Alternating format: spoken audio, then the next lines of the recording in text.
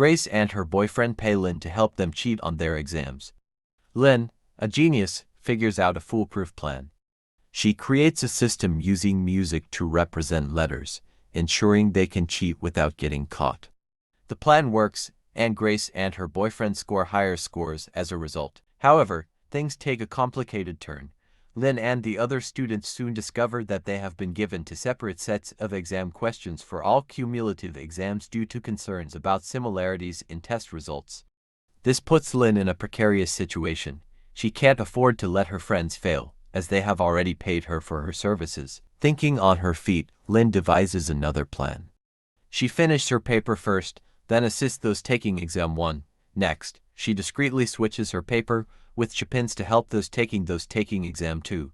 But, as events unfold, things become increasingly complicated. The movie opens with Lynn, a brilliant and resourceful underprivileged genius, and her father, Mr. Meng. Lynn excels as her class's top student and 3-time state crossword puzzle champion. Despite financial struggles, she remains well-rounded, humble, and passionate about learning. Mr. Meng is determined to get Lynn into Exton Pacific, one of the country's highest-ranking high schools. He sees it as a stepping stone to top-tier colleges like MIT, and a brighter future for his daughter, the first in their family to attend college. However, Lynn is hesitant. She thinks public school is a more practical choice, given their financial situation. Her father believes they can manage, but Lynn reminds him of their reality.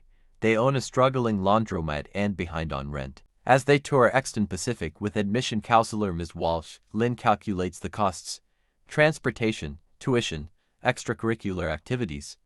She realizes attending Exton Pacific would mean sacrificing her own extracurricular pursuits and part-time job, which supports their family. Ms. Walsh showcases the school's state-of-the-art facilities and boasts about its alumni, who changed the world, but Lynn's practical concerns clash with her father's aspirations. By Lynn's calculations, it would cost them roughly $50,000 annually for Lynn to attend Exton Pacific. But Ms. Walsh says Lynn can attend Exton for free, and that she will waive all fees because she also deserves a chance to follow her dreams like any other student. And she tells Lynn that she just needs to figure out the best way to get to school, since she has to travel long hours to get there each day. In the next scene, we see Lynn playing the piano when her father walks to ask her if she has figured it out yet. And Lynn tells him that she has managed to cut the trip down to just over an hour each way. And if she counts that as homework time, it'll average out. And her father infers that it won't be every day. Occasionally he will drive her and they'll make it work.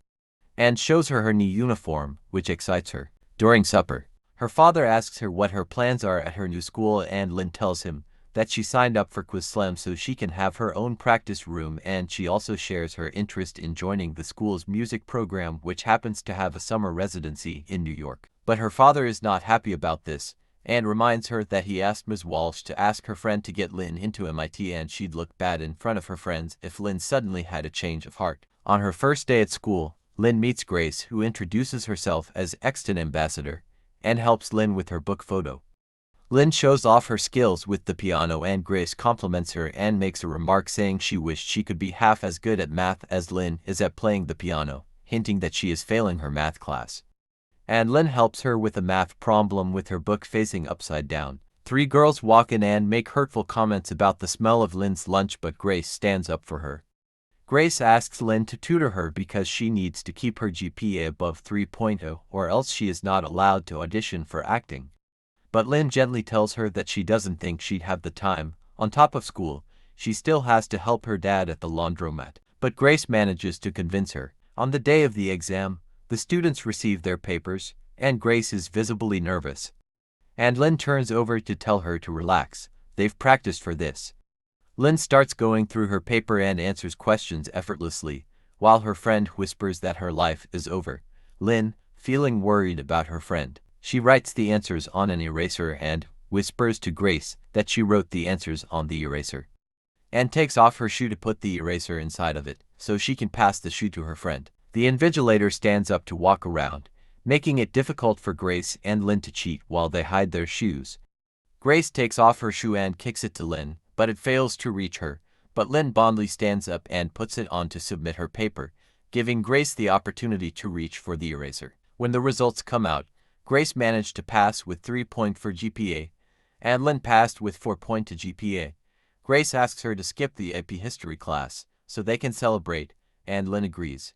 They head over to Clint's house, a boyfriend to Grace. Clint finally gets acquainted with Lynn, and he tells her that he has heard a lot about her. Later in the pool, Clint asks Lynn to help them cheat with 4 of his buddies, including Grace, for $200 each. But Lynn is hesitant because she doesn't want to risk her scholarship, but reminds her that she is on a scholarship, so money must be tight at home. So she can think of this as an easy side hustle, and also reassures her that even if she gets caught, she won't be expelled, because she has become incredibly valuable to the school. Lynn wants to go to Juilliard, and coincidentally, Clint's father is on the board, so he uses that to promise Lynn that he will talk to his father to put in a good word for her. The school throws an exclusive event, where only the prominent students are invited. Lynn and Bank, a Nigerian genius, who is also from an underprivileged household. Lynn's father spends $1,000 on a face cream to show their commitment in Lynn's education, but Lynn scolds him for this because it wasn't financially smart. Lynn comes up with an idea of how they can get away with cheating. Using for songs, melodic deception to represent letters of B, C, and D. For this to work, they will have to memorize her finger movements. She plans to give 3 answers, then skips one, and keep repeating the pattern to randomize their results. The ones she skips, they'll have to answer themselves. This method will enable them to explain themselves in case they get caught. They can just say they were tapping out a song they learned on the piano. They utilize this method, and it brings them tremendous success. Lynn earns a lot of money doing this on every subject. And Lynn lies to her father about how she is able to afford to buy him shirts that make him feel like Jeff Bezos. She claims that she is earning the money from tutoring her friends. The following day at school, Lynn gets called to the headmaster's office, where she finds Bank. Ms. Walsh tells them about the school's sponsorship program, which is funded by some rich woman who is offering to pay for a full ride to any school a student decides to attend after graduation. It's tradition for each school to nominate 2 students to interview for it, but only one of them can get it, so this means they'll have to compete against each other. The next day, Chipin asked Bank to let him copy him during the exam because he doesn't understand the piano thing, which baffles Bank. Chipin realizes that Bank doesn't know anything about this and he almost spilled the beans like a bad chef. During the exam, Bank notices something but chooses to ignore it and asks the invigilator to explain if they are writing to tests. The man explains that they have given 2 separate sets of exam questions for all cumulative exams due to concerns about similarities in results.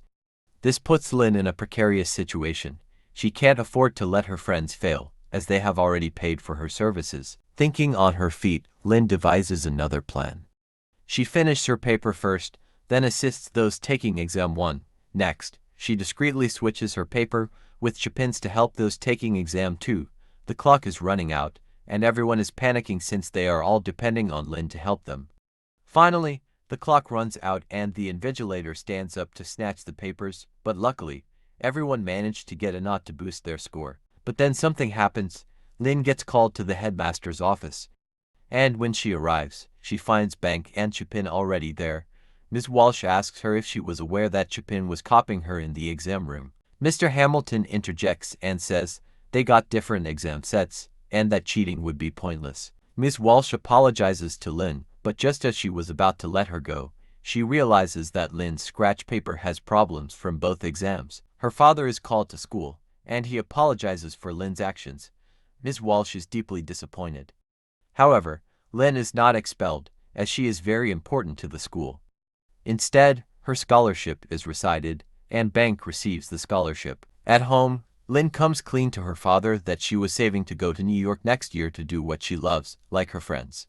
But her father reminds her that she is not like them. He takes off the shirt Lynn bought for him, tells her to return everything and stay away from her friends. Lynn spends the whole summer making up for what she did and helping out her father at their business. Lynn receives a call from Grace, inviting her to have dinner with her family. During dinner, Grace's father asks Lynn to help his son, since she managed to put every expensive thing they've tried to shame by helping Grace with her grades. Lynn says Grace worked really hard, but her father remarks that her daughter is dumb. He continues to try to persuade Lynn to help his son with his S.A.T. by whatever means necessary, and promises to pay for a 3-bedroom apartment in New York for the three of them next year if she agrees. But Lynn declines. Later, when they are alone with Grace, Grace attempts to sell her on the idea of them living together in New York. Lynn tells her that it would be impossible to cheat the S.A.T, but Grace tells her that it would be the greatest problem she ever solved. Lynn hears something about time differences as they're watching the news, which gives her an idea. Philadelphia is 3 hours ahead, so her plan is to go there, take the S.A.T, and send the answers back to Seattle. But before she can do all that, she asks for $180,000 for tuition at Juilliard and another $70,000 to help her father. And they ask her how she plans to get the answers out of the test, and she replies, saying she will memorize them. But there are over 150 answers, but Lynn plans to send them the answers during bathroom breaks. But there is a problem. Lynn can't handle all this on her own. She is going to need some help from someone as smart as her.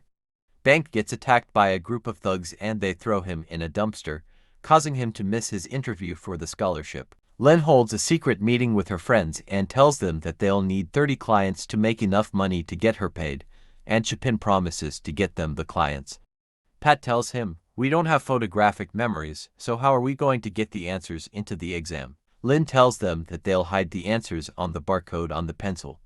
Different widths represent different choices, going from thickest to thinnest, and they download encrypted apps to communicate. Lynn visits Bank to sympathize with him over what happened and tries to convince him to join their scheme, but Bank is hesitant. The following morning, Bank joins the team, and they start planning. They'll use fake IDs and sign up as foreign students in America.